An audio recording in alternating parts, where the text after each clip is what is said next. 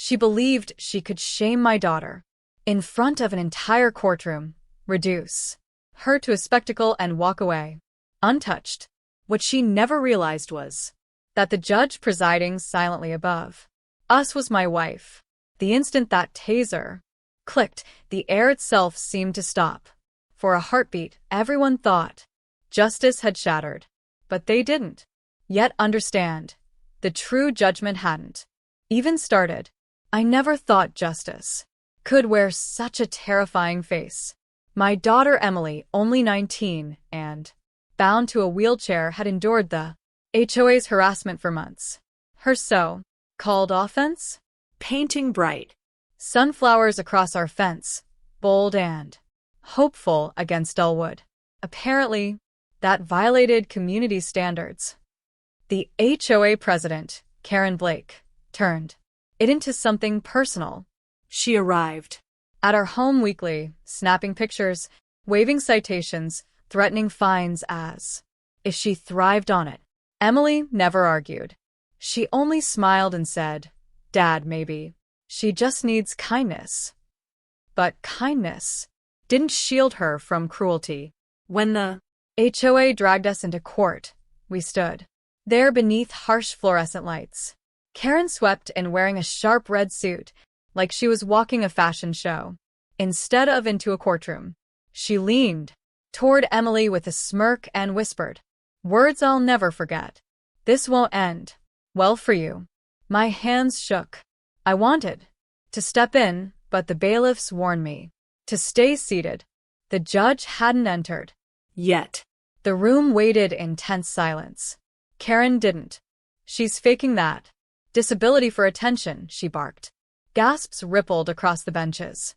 Emily's lips trembled, humiliation burning in her wide eyes. I started to stand, but before I could speak, Karen reached into her bag. She pulled out a small yellow device, a taser. "Don't you dare," I shouted. Too late. Sparks burst from the prongs as she fired. Emily screamed. The crack of electricity snapped against wood-paneled walls. Her wheelchair jerked violently. Voices erupted. "Stop. Have you lost your mind?" someone cried. Karen stared at what she'd done, her hand shaking, her face drained of color. I rushed forward, ripping the wires from Emily's clothes, shouting for help. Officers lunged, seizing Karen's arms just as the heavy oak door creaked open. The judge walked in, calm, composed, commanding silence. And when that voice filled the room, my heart nearly stopped. It wasn't just any judge. It was my wife, Judge Marissa Hall. Karen's mouth fell open. "Wait, she's your—" "Yes," I said through gritted teeth. "My wife. And you just assaulted our daughter." The courtroom fell into stunned silence. Marissa's eyes fixed on Karen. "Miss Blake," she said evenly, "justice begins now." Karen stumbled over her words. It was an accident."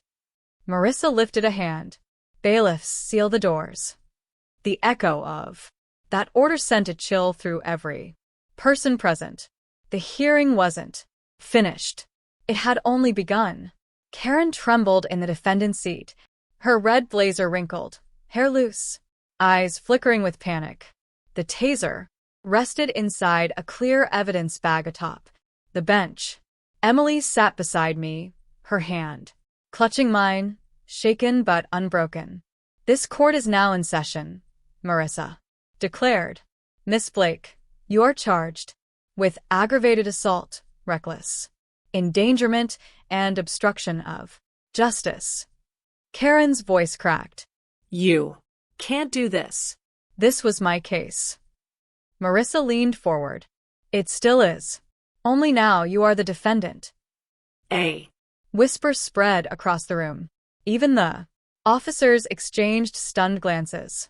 Karen's attorney scrambled up. "Your Honor, my client acted in self-defense." Self-defense. Marissa's voice cut, like glass, against a paralyzed Teenager?